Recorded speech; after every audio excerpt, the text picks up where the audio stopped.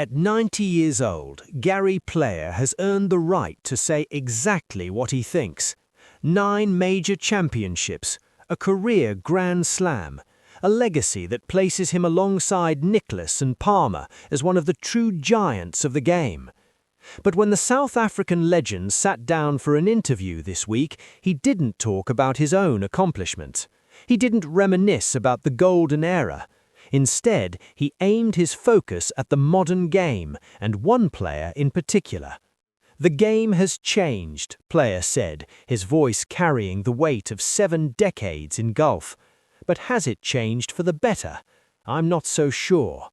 Then came the words that sent shockwaves through the sport, a direct challenge to the legacy of Tiger Woods, delivered with the unflinching honesty of a man who has nothing left to prove. The golf world is now divided. Was this respectful criticism from an elder statesman or something far more personal? Subscribe for the full story of the interview that has everyone choosing sides. At 90 years old, Gary Player has earned the right to say exactly what he thinks.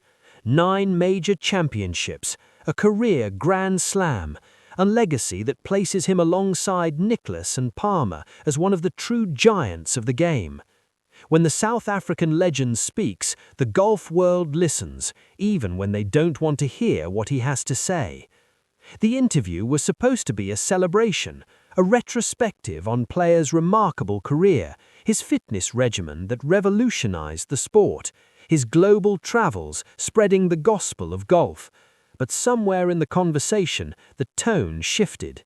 The interviewer asked about the modern game, about the players who have carried the torch since Player's competitive days ended. And that's when Gary did what Gary always does. He told the truth.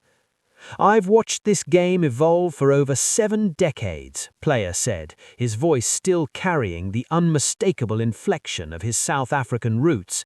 "I've seen great champions come and go. I've seen swings change, equipment change, the entire attitude toward the game change. But there's something I'm seeing now that troubles me deeply." The interviewer leaned in. This was going somewhere. "We've created a generation of players who are phenomenal athletes, phenomenal technicians. They hit the ball farther than anyone ever dreamed possible.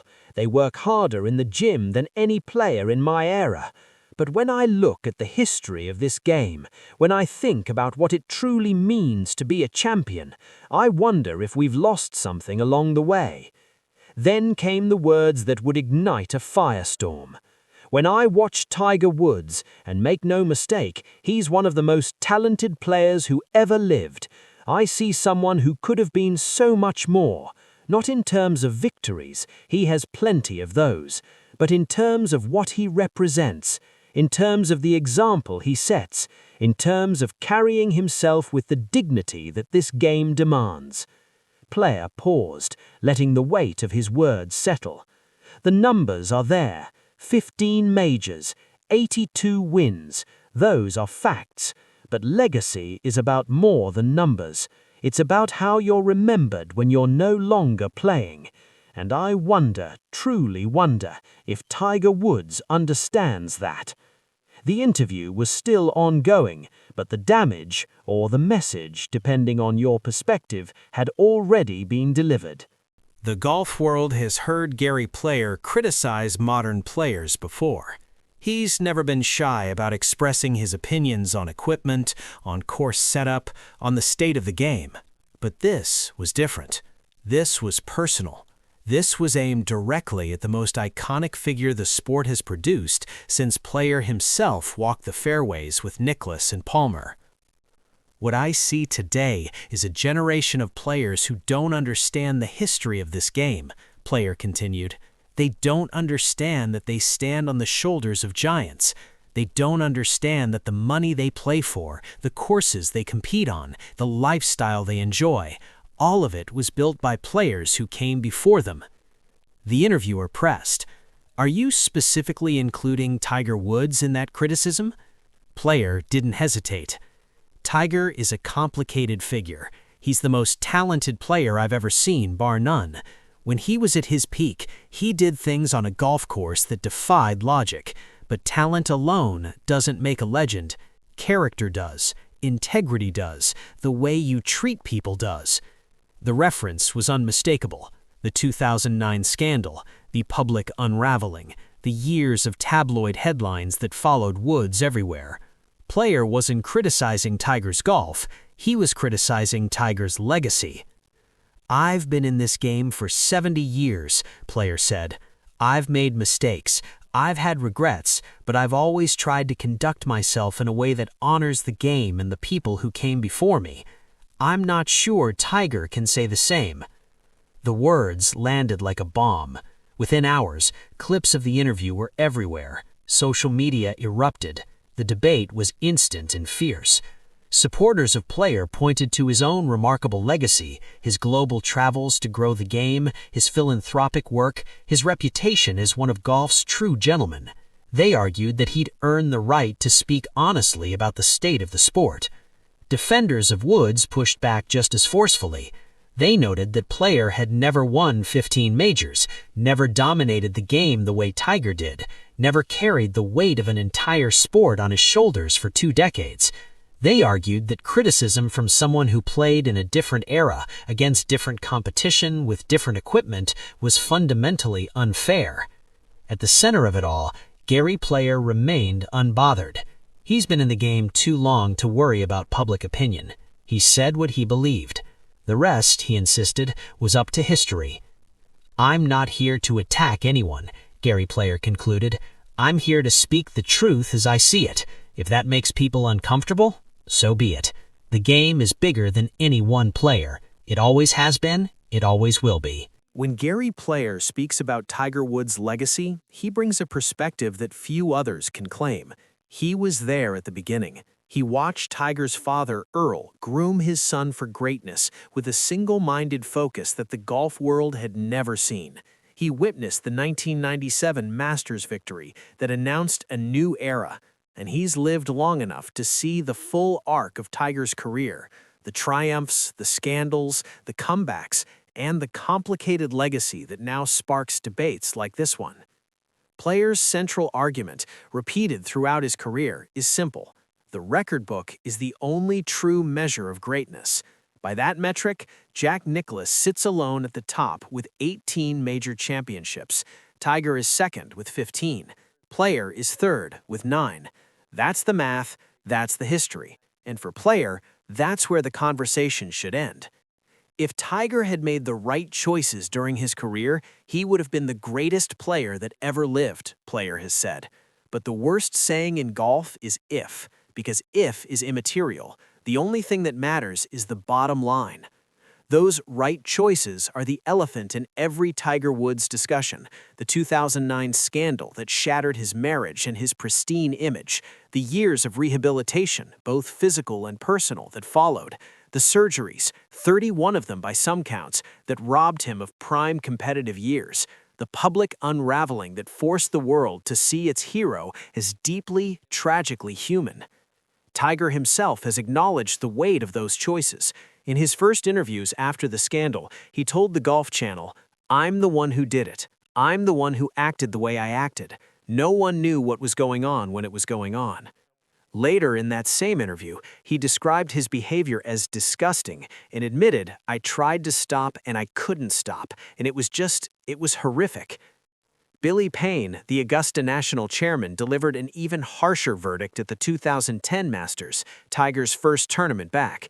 "It is simply not the degree of his conduct that is so egregious here," Payne said. "It is the fact that he disappointed all of us, and more importantly, our kids and our grandkids. Our hero did not live up to the expectations of the role model we saw for our children." Those words still echo. They're the backdrop against which every conversation about Tiger's legacy must be understood. Player's critique lands in that same tradition. He's not questioning Tiger's talent, he's questioning the choices that kept that talent from reaching its full potential. The surgeries weren't Tiger's fault. The physical breakdowns were inevitable for an athlete who swung the club with such violent precision. But the personal failures, those were different. When I look at the history of this game, when I think about what it truly means to be a champion, I wonder if we've lost something along the way, player said. For the older generation, being a champion meant more than winning. It meant carrying yourself with dignity, honoring the game, setting an example for the kids who idolized you. Arnold Palmer had it, Jack Nicklaus had it, Player believes he had it too. Tiger had it for a while. Then he lost it, and whether he ever fully got it back is the question that divides golf fans to this day. When Gary Player speaks, the golf world listens. Whether they agree with him or not, they listen. And in the hours and days following his explosive interview, the reaction came from every corner of the sport. The players. Among active PGA Tour players, the response was measured.